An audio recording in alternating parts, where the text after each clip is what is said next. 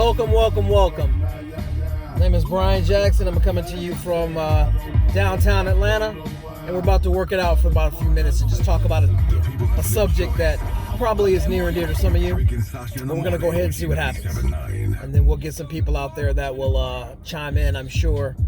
My boy Renee, then my boy Kirill. I'm going to inspire the first salvo, give you about 10 minutes of stuff. Here we go. All right. So one of the topics I'm pretty sure that's on the mind of everybody nowadays is race. There are some people out there who believe that there's no such thing as racism. There's some people out there who believe there's no such thing as bigotry and things of that nature. They just seem to think that it's all just hate. That a white person will hate a black person or a black person will hate a white person, and it has nothing to do with race. Okay. Let's clear this up. There is racism in this country, in this world. Let's just be real with it. Let's not even try to play games with it. Let's go ahead and call it what it is. Okay? You can call it hate. You can call it stupidity, ignorance, fear, whatever you want to call it. It's a byproduct of racism. And being a light-skinned black man and growing up in multiple cities and towns that were either completely whitewashed or totally diverse, I have experienced all sorts of racism. I've experienced very vague and very subtle racism. I've experienced direct and intentional racism, and what I like to call accidental racism. And let me explain what accidental racism is. Accidental racism is when somebody says something because they don't know exactly what race you are, and they kind of say something stupid, thinking that it's funny and that you'll go along with it because you're not really black.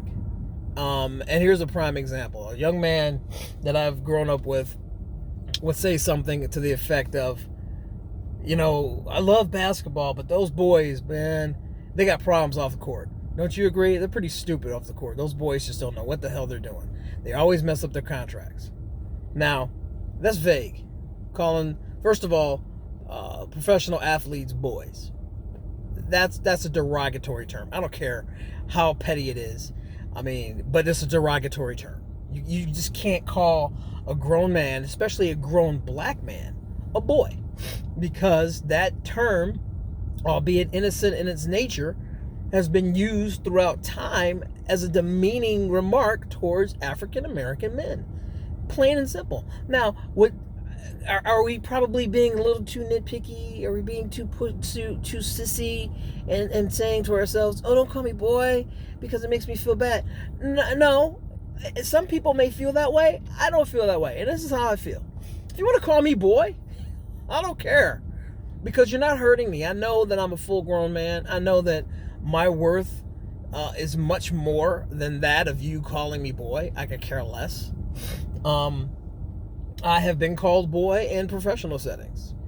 I used to sell cars here in the Atlanta area at a high-end Audi dealership, and I had a customer that came in. We were talking, an older gentleman, Caucasian, probably in his 60s.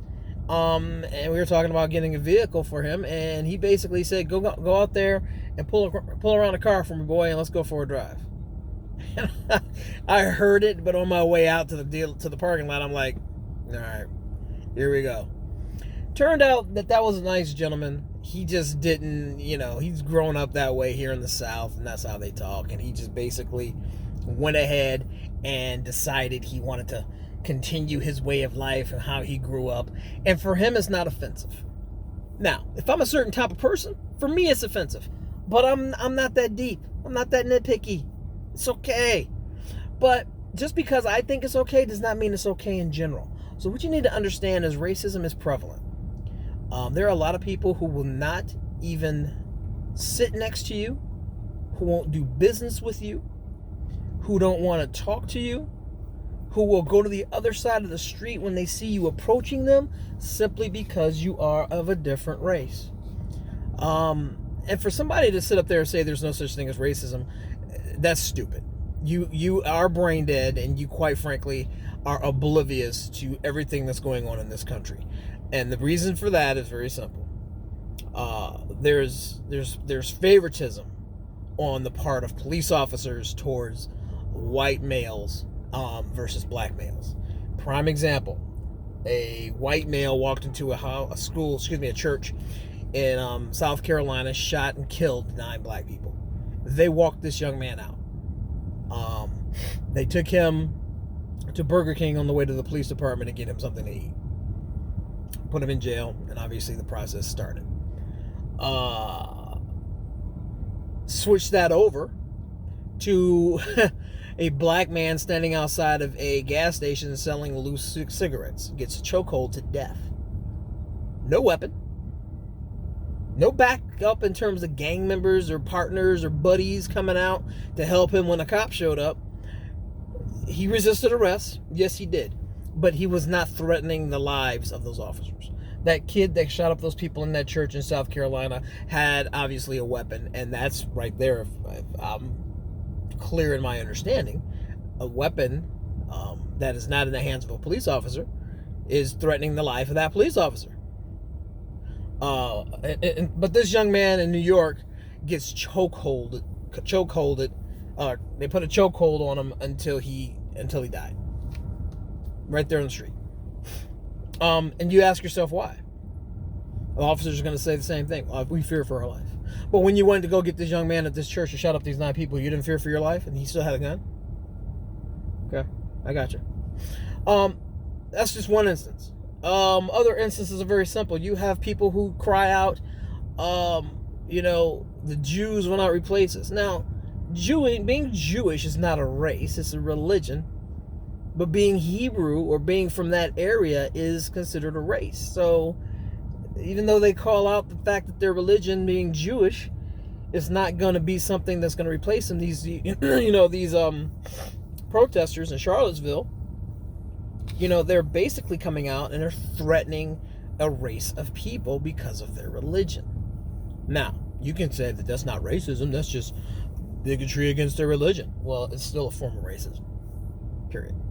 If, and for somebody to sit around and call people nigger and jigaboo and, lawn jockey and monkey, things of that nature, if you don't think that's racism, then I don't know what it is that you pay attention to in your day-to-day. So my stance on it is this.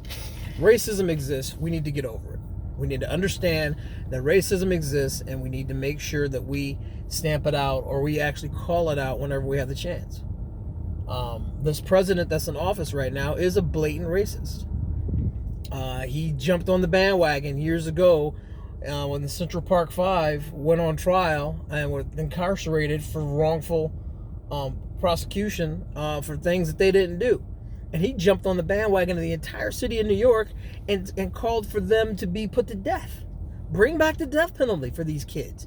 These kids didn't do anything. They were in the wrong place at the wrong time, and the police railroaded them so much that I'm surprised that they have survived the system the way they did. Thank God they did. But that's pure racism. Just simply saying, they're black kids. They're in the park at night. They had to have done it. They're black kids. They grew up in this X neighborhood or Y neighborhood. They had to have done it. Little do they know that, the real culprits were getting away with it. So, and that's just one instance again. And this is a very, very